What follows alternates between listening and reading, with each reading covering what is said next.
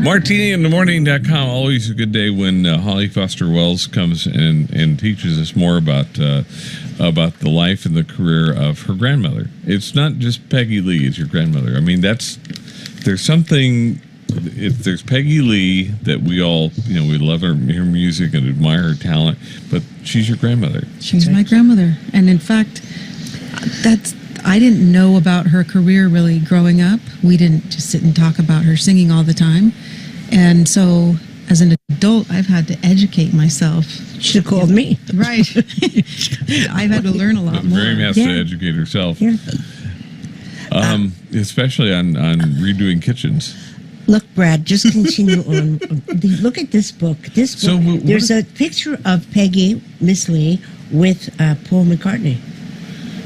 Go ahead. He wrote a song for her. Did you know that? No. Really? Why don't you tell us about that?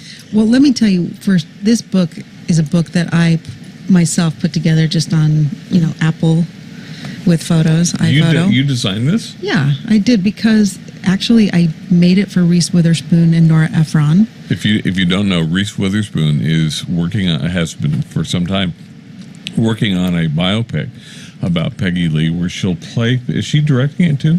No, she's producing and starring. Yeah. And the director's Todd Haynes. And the writer is Doug Wright. What was that movie I saw with Todd Haynes? I really didn't know much about him. I still don't. But there was one, I think it was a Showtime thing he did. With Mildred Pierce. Yes, Kate it was Winslet. brilliant. Yeah, he's amazing.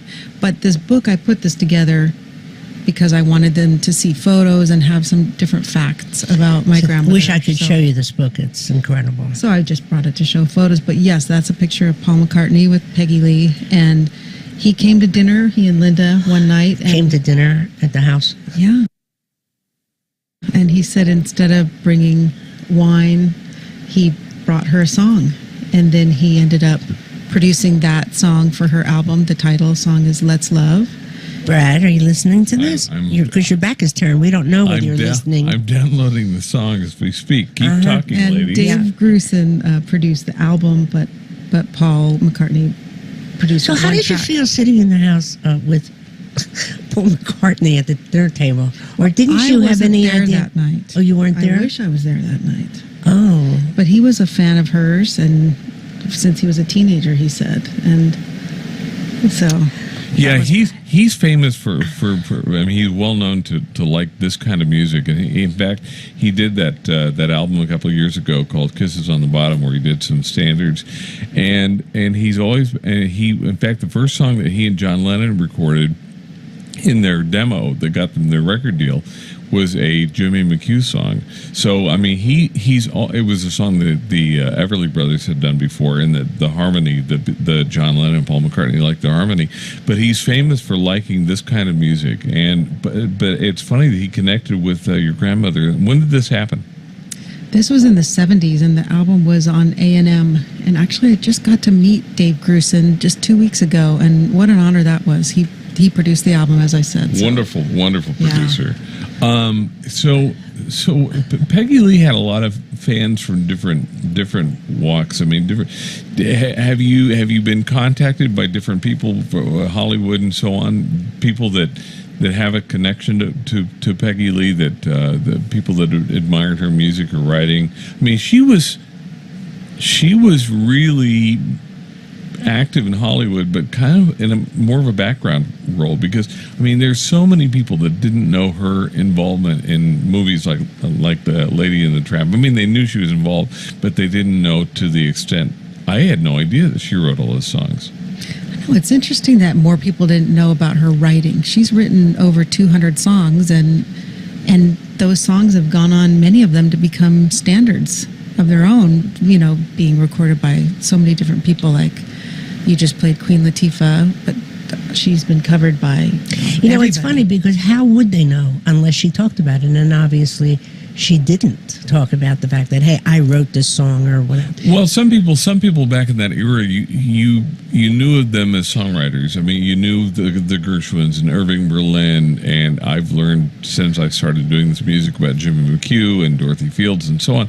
But Peggy Lee was best known as a singer, as a performer. And I think she did talk about it, but people didn't really pay attention. They would pay attention to how she sounded singing it, how she looked, the performance, and she'd say, but I wrote that. She wrote It's a Good Day. She wrote, I mean, with my grandfather. She wrote I Love Being Here with you, with Dave Kavanaugh. She wrote I Don't Know Enough About You. She wrote Johnny Guitar. You have to let everybody know who your grandfather was. My grandfather, his name was Dave Barber. Okay, and he was a famous guitarist. He was a famous guitarist in the Benny Goodman Orchestra. That's where they met.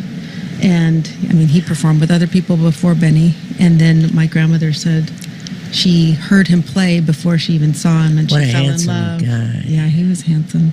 And his birthday is coming up, too. On Sunday. And I want to say hello to my Aunt Holly, who's listening right now in Taos. That is Dave Barber's niece, Hi, Aunt Holly.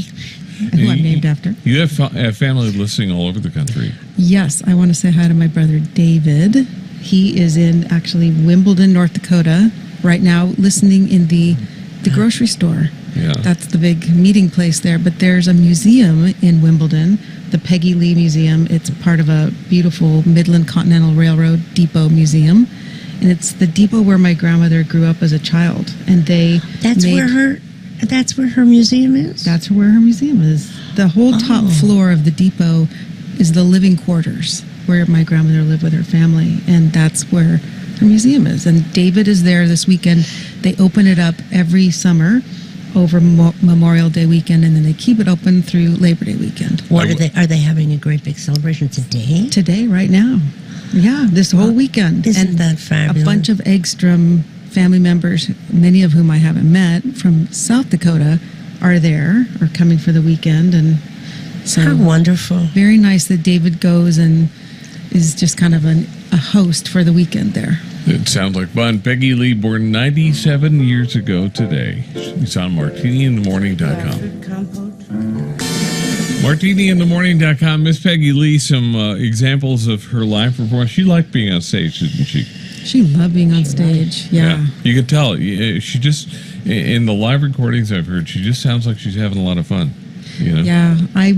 I always say to my kids, I wish you could have seen her live. I know we have all these recordings, and thank God we have some live ones too, because she was amazing in concert. Miss Peggy Lee, born 97 years ago today. Danny Chaso, our Lala for London, asks the question, she was married more than once. Why was she called Miss Peggy Lee?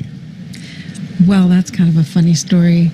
She thought it looked better on the marquee, honestly, and she said it took up more space. Miss Peggy Lee.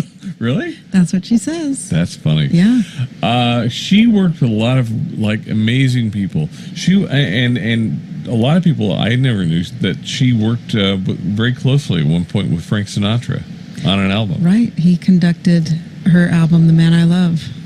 And produced it. Was there something special about her chemistry or relationship with Frank? I think there was a lot of special things about that connection. Really? Oh, she loved him. As a dear friend and also as a musician, she just loved his voice, his music, and he looked out for her. Really? Were they ever personally involved? They were personally You could involved. see the look on her face. If you were sitting where I was sitting and you saw Peggy, she Holly. is talking about her grandmother. Right.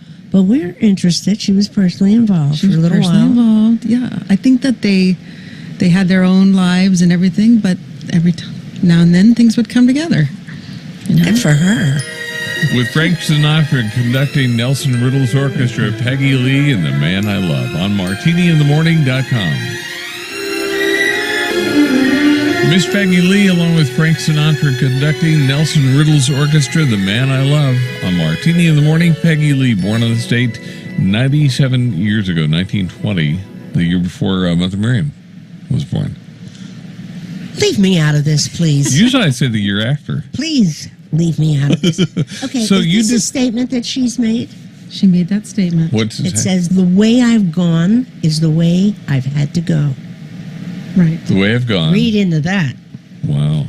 That's pretty deep. It's deep. I think this was just in her. And actually, Nora Ephron, when she was working on this movie, she said, I just feel like she just had to do this. Like, this was just part of who she was. And that's right. Like, I did it, and it's none of your business, and you don't like it. That's too bad. You told us once that that when your grandmother was kind of preparing you to carry the torch for her her career, she said that someone would approach you about writing a book about her or doing a movie about her, and she said make sure she has some advice for you on how to convey her story to whoever is going to tell her story to the rest of the world. She did not want this done until she was gone. She didn't want to see a documentary or a movie about herself. But she said I could do it when she was gone. Mm. And then she said, and her choice of words was funny, make it spicy. Really? Right. She said, make it spicy. Did she have a spicy life? She had a spicy life. Yeah. And the funny thing is, her book is not very spicy. She wrote an autobiography? She wrote an autobiography, and she didn't include so many things that I think people would have found fascinating about her. She just didn't go into that. Talk about people that were still alive. Right, and I think there were a lot of things she just didn't want to talk about. They were personal and but they're private. Okay for you to talk about now, or for somebody else to tell the story after she's gone. Right. You know, I had that conversation with Peggy Lee Smith years ago. She said, "Cause my favorite line to people like that when we interview them, please write the book." And I said that to Keeley, and sadly, Keeley is probably not going to be able to write the book. And back then, when we first talked back in, it was maybe 2003 or 4, she said, I'm going to write the book. I want to tell the story one day. But she said, there are people that have to die first. And she said, I don't want it to be me. I mean, you know, this is a woman that dated Sam Giancana at one time. Right. And so is the same true for Peggy, for your grandmother, that she just wanted to be gone, and then for the story for you to be able to tell the story accurately and interestingly. But did she tell you the story? I lived through some of the story. She told me some of the story. My mom told me some of the story. I mean, I have so many family members and some of her close friends too.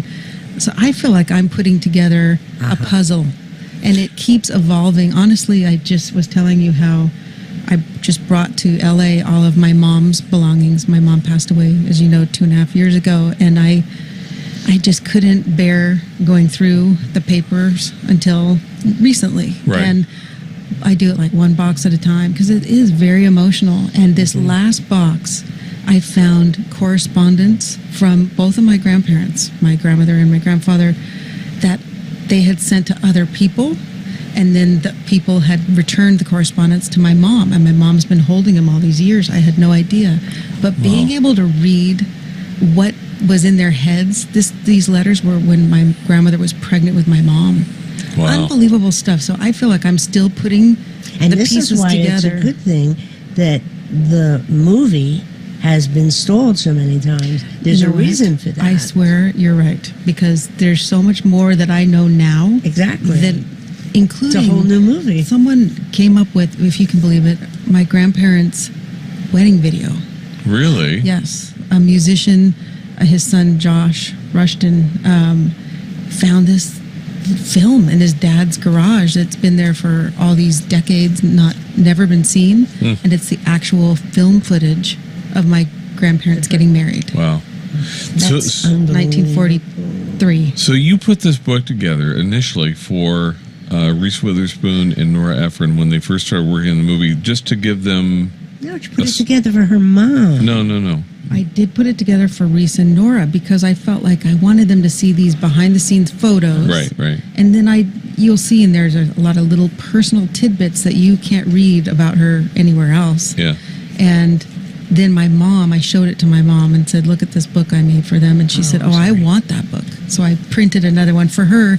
And this is what I just unpacked from her box the other day, so I thought I'd show it to you. Wow. Holly Foster Wells talking about her grandmother, Peggy Lee, was born on this date in 1920.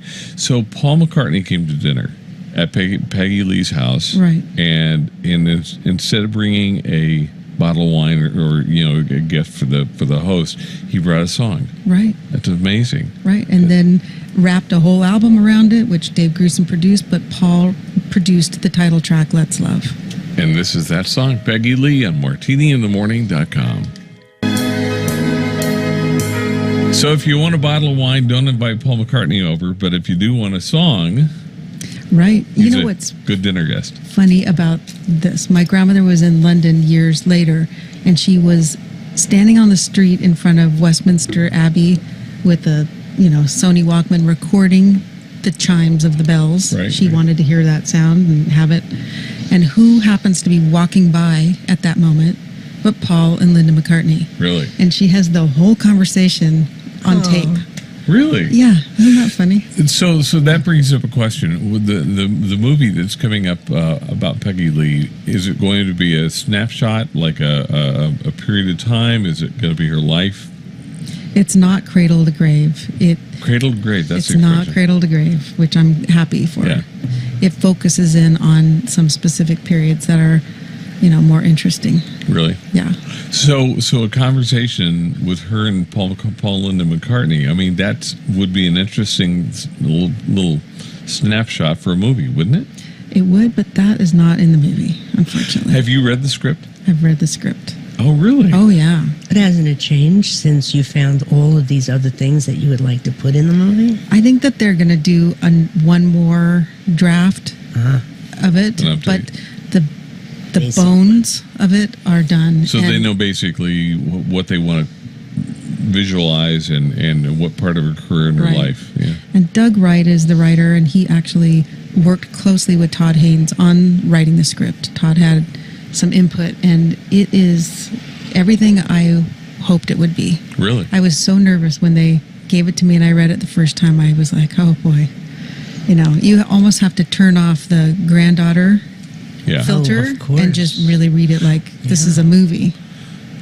We had that conversation, and we've talked about it since. But we were at a show at Vitello's, and we had just had, I think, Nina Martin in the studio, and we were talking about who's going to play her dad in her movie, and you were in a similar situation. The talk had just started about Nora Ephron doing this movie, and we were talking about how these biopics are sometimes difficult to do because there are stories. For instance, there's a big star, and his family is involved in what's going to be in the script and what'll be in the movie, and it comes down to whose version of the truth you believe.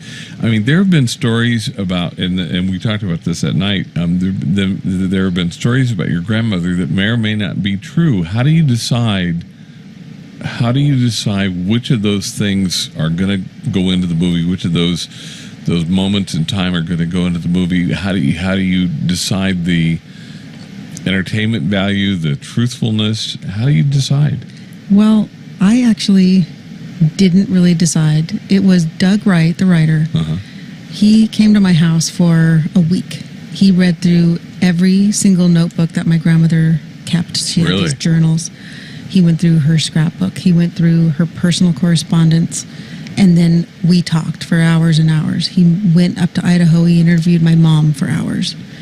And then we went to North Dakota. We toured around North Dakota. He did so much research, and then he read what's out there in the press, and then he came up with the story. And I said, I'm not going to tell you what to write, what not to write. He knows the whole truth from a lot of different perspectives, and Really? that he put it together, and I think he did an amazing job. Really? Mm-hmm. You think your grandmother would be proud? I think she'd be proud. I'm not going to say it's easy for me, or it would be easy for her or my mom, certain sections. Really? But I think it's reflective of the truth.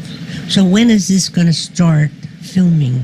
That is always the question. Yeah. I mean, so Todd Haynes just opened his movie Wonderstruck, and we're his next project. So Really? we're just waiting to hear when we're getting on the So calendar. it's all done as far as the script that is done, and as far as who's playing Peggy, And we the have cast it. You still have Fox to cast. Searchlight is our studio. Oh, you Ah, have Fox. somebody has bought it.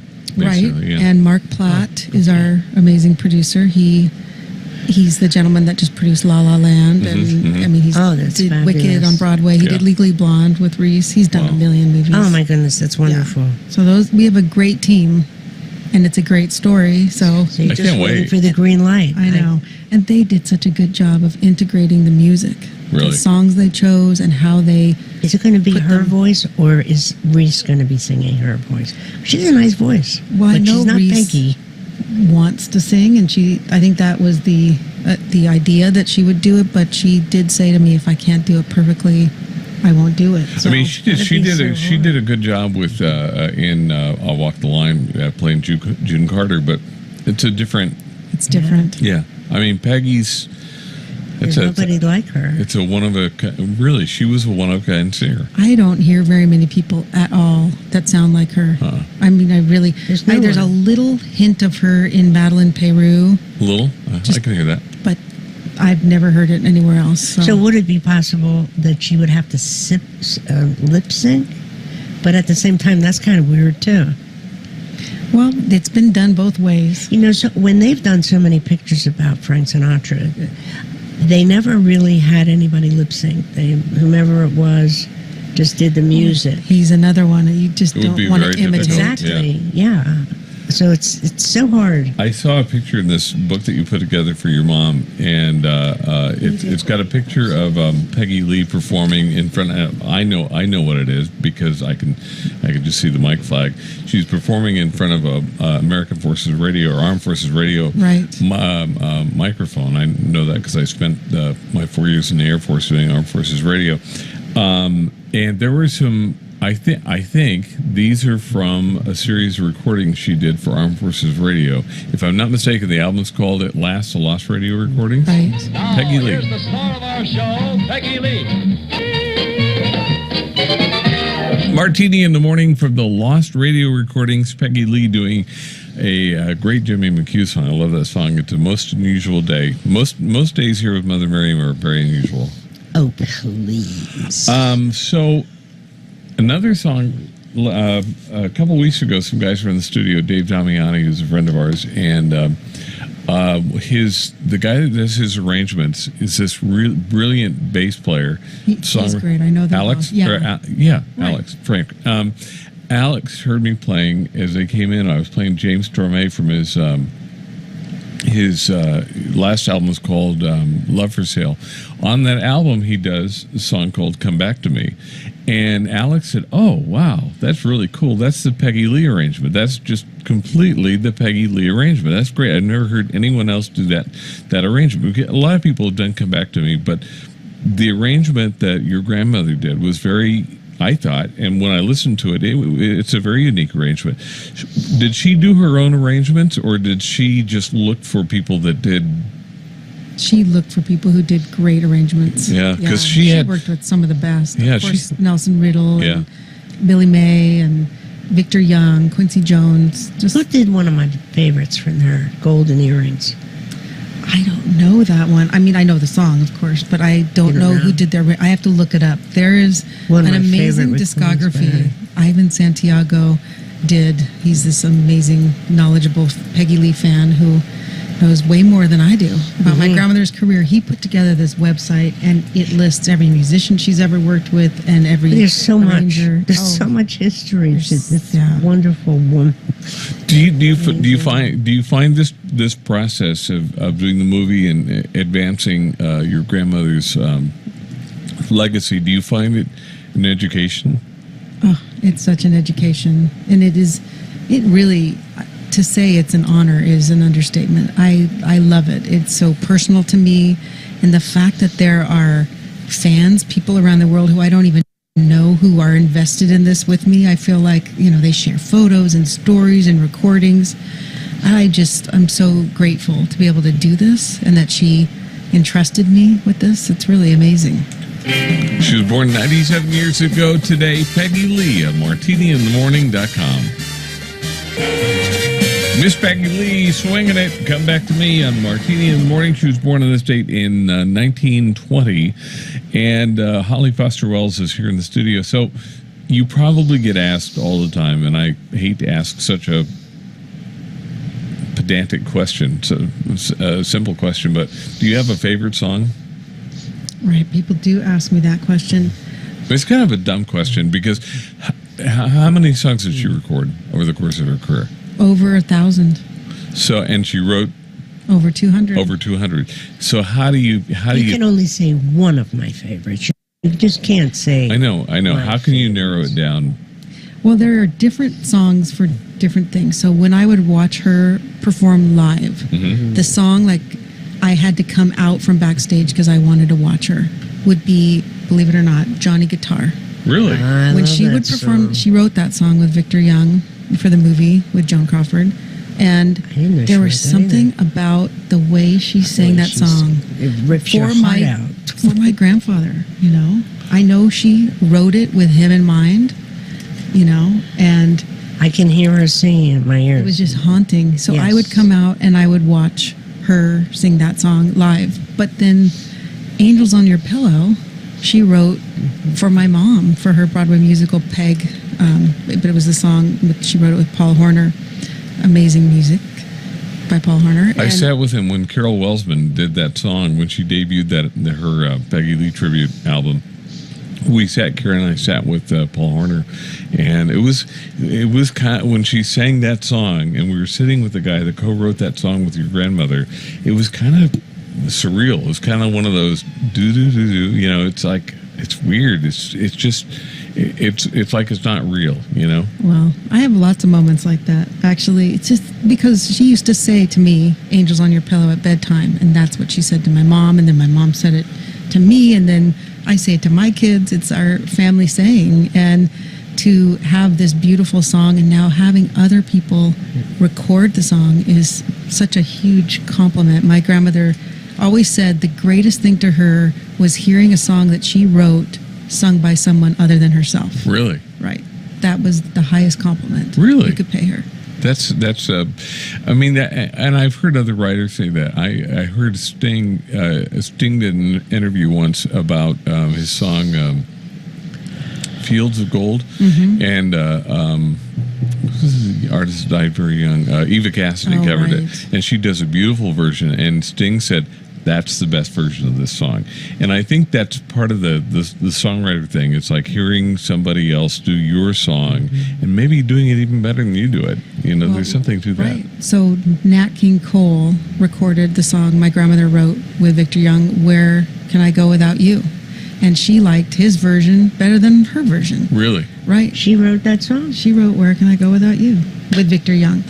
She wrote another song, oh my gosh, I'm spacing on it. Tony Bennett sang it. I'll think of it in a minute, but she loved his version of the song. Really? More than her own version.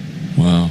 What a compliment, though, for another artist to pick up your song. What a compliment for them to like the song that you wrote so much that they want to make it their own. They want to do it their own way, and right. And it is quite an honor. And this is part of my education in this music.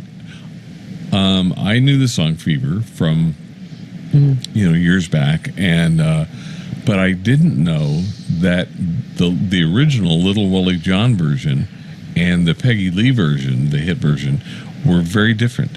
Right. Because your grandmother added some lyrics. She added 3 different parts to that song. The Romeo Loves Juliet verse. Right. The Captain Smith and Pocahontas verse. And then she also added that bridge. Everybody's got the fever.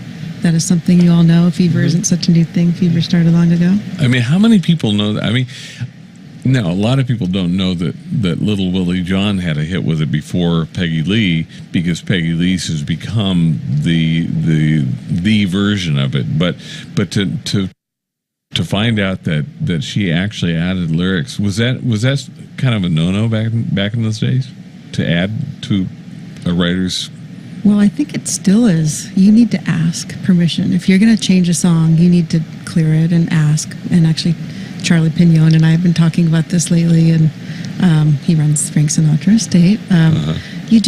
You have to get permission. And we've had people come in and change my grandmother's lyrics, like the wonderful Renee Olstead came in and recorded "I Love Being Here with You." Right. I think it was Mike Melvoin produced it with her, and they came to us and said, "Can we add these lyrics and make them more contemporary?"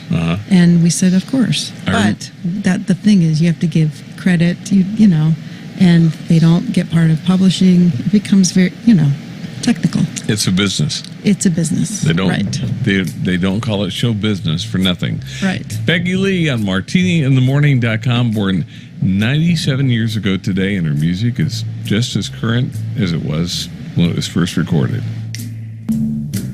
Miss Peggy Lee changed lyrics with permission, and it became a big hit all over again. Fever on Martini in the Morning. She was born on this date in 1920. Peggy Lee, and her granddaughter Holly Foster Wells is here. We were you just said something that you pitch songs for commercials. That's a big deal. I mean, everybody that we talk to that whose responsibility it is to maintain and promote the legacy of a famous artist or songwriter, everybody talks about the importance of commercials and movies and TV and licensing in general. It's the biggest part of our business. Really? Yes, licensing. And we have a wonderful person that works with us, Seth Berg, who helps promote her music to music supervisors and to ad agencies, other publishers, and so that's, we have a commercial right now on Trulia using "It's a Good Day." Oh, I saw that. Right? I saw it. I watch it. I'm addicted to MSNBC these days, and I see that Trulia commercial on there quite often. We're up for something. I'm excited because Debbie Whiting, the wonderful Debbie Whiting, Margaret Whiting's daughter. Yeah. So there's a Richard Whiting song, "Ain't We Got Fun?" Oh, right. And we're up for a commercial in France for coffee. That's the Peggy Lee recording. It's nice when Peggy Lee did "Ain't We Got Fun?" Right. I've never heard her version of it. I've heard Doris Day and Renee Olstead did it. And, well, you have to hear this because it's a Nelson Riddle chart. It's gorgeous. Yeah. It's great. The song, but commercials open new doors for music. You mentioned the Target commercial that years ago used "Sweet Happy Life." Right. I started playing that because of that commercial, and also another Peggy Lee song I saw in a commercial. "I Enjoy Being a Girl." Oh, really? Right. It was in a commercial for. I can't remember what it was. Was it Kmart? I'm not remembering myself, but that song, actually, we were up for a Saturday Night Live spot 2 weeks ago. It ended up going with "I Feel Pretty," the Melissa McCarthy as Sean Spicer, right? But they were looking at Peggy Lee's "I Love Being a Girl." Oh, so funny! This is the biggest part of our business here. So when let's say Saturday Night Live uses one of your songs, is it a lot of money for the? It depends on what the show is, how long they're going to use the song and what context. But that is the number one earner of our business, really? My grandmother's business, is synchronization use. Really? Mm-hmm. Well, it has to be, not just listening to recordings. Absolutely. And what's great is that she wrote so many songs and published them. So even if somebody else, like the K-Star recording of "It's a Good Day," we had it in a Tropicana commercial, we still participate in that because my grandmother and grandfather wrote it, and they published it. Amazing, isn't it? Peggy Lee on MartiniInTheMorning.com. MartiniInTheMorning.com, Peggy Lee. See, that song, was that a big song for her?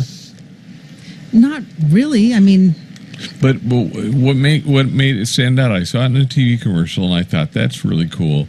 And it feels like the radio station. Like, we get criticized from time to time by sort of the purists that like this music. Like we play the 1967 Dean Martin version of the song "Standing on the Corner." It reached maybe number 30 in the charts, where the four Who did it? Who did it in the 50s? Four Not the freshmen, Four Freshmen. four It was preps, the or four preps, lads, yeah. or somebody. Four they, lads. They had a number one song with it, like Yeah. in 1957. But the style is very of that time, where the Dean Martin version holds up over time. So it's not so much whether it was a big hit when it was first I recorded. agree. It's how it feels now, and I think that's how some of these songs end up in commercials, because I think when people are looking for music to go with a product, to go in a commercial, they're looking for a song that not only fits the product but fits now, and I think that song is a good example. I think I know when it they holds up. do best of compilations with my grandmother, often they'll look at what charted back, in the 40s. And so you'll see on some of these best ofs, like writers in this, she's got Ghost Riders in the Sky. And it's like, that's I remember that song. right, but that's not one of her biggest hits No. now. And it doesn't. It doesn't translate No. well over time. Right. Yeah. Hey, I want to correct something. I said Renee Olstead. Uh-huh. Did I love being here with you? But it was actually Aaron Boehm. Our friend Aaron. So I'm Boehm. sorry I made that mistake. I That's get right. things mixed up. Well, look at the number of songs that your grandmother wrote. The number of times it's been recorded. Those songs have been recorded by other people. It's a lot to keep track of. It is. It's And my kind of- memory isn't what it used to be. Wait. Just wait Oh till my you get to gosh. be Mother Miriam's age. Oh, Ay. well, I feel you. I'm almost big 5-0 in a few weeks. Ooh. Just wait. I know, right? Just wait.